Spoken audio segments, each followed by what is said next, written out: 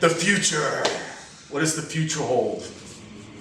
Bobby, tell me about the future.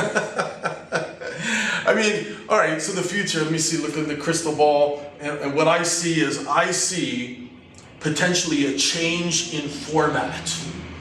It's actually not cassette, not 8-track, not vinyl, not necessarily CD, not MP3, not streaming. It's going to be something else, you think, right? So, I mean, actually, I you know what, listen, what the hell do I know about what's going to happen? But, you know, I mean, the truth is something's going to happen, right? I mean, formats have changed. I mean, ever since I was a kid, I mean, the format has changed essentially 4 or 5 times in terms of what was the current format. So I assume it's going to change again, right? I mean, we had Atari, so... Right, exactly. And, you know, and you also know that there's going to be, you know, some change in like what the current form of hip music is, of course. I mean, music comes in trends, and you know, if you study statistics and you know the bell curve, you know, there's always going to be, you know, the mass of people that listen to this, and then as you trail down, there'll be the niche markets and stuff like that. So the new format, whatever that's going to be, of course, is going to take over, just as it has. I mean, you know, I remember listening to Jimi Hendrix, and that was played on the radio, and then it became disco, and then it became, you know, 80s kind of metal, and then it became Soundgarden and grunge, and then it became Mariah Carey again. You know what I mean? And you know, formats change. And now it's all about that bass. That's it. That's, oh yeah, that's right, exactly. So I definitely know that things will change. I mean, but one thing among all of that has stayed consistent is live performance, man. People want to go to a show. They want that energy of people being together into a room and taking home a souvenir, merchandise, you know?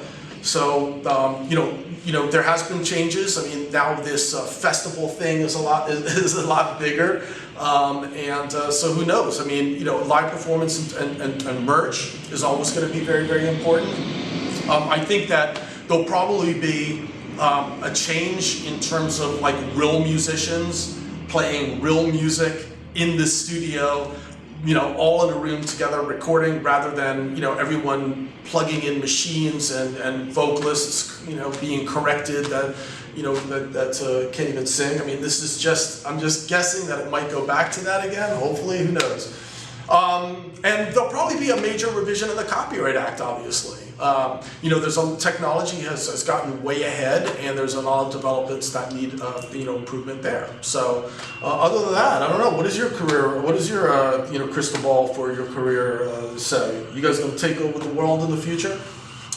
World domination mostly.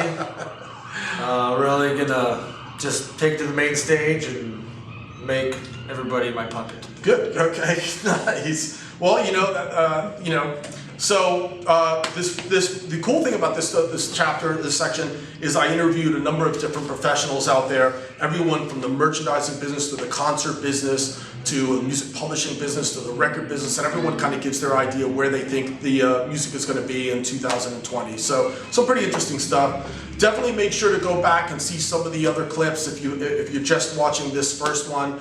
You know, I pretty much follow, you know, different sections in the book. So it's called Business Basics for Musicians, the complete handbook from start to success. So definitely make sure to check it out.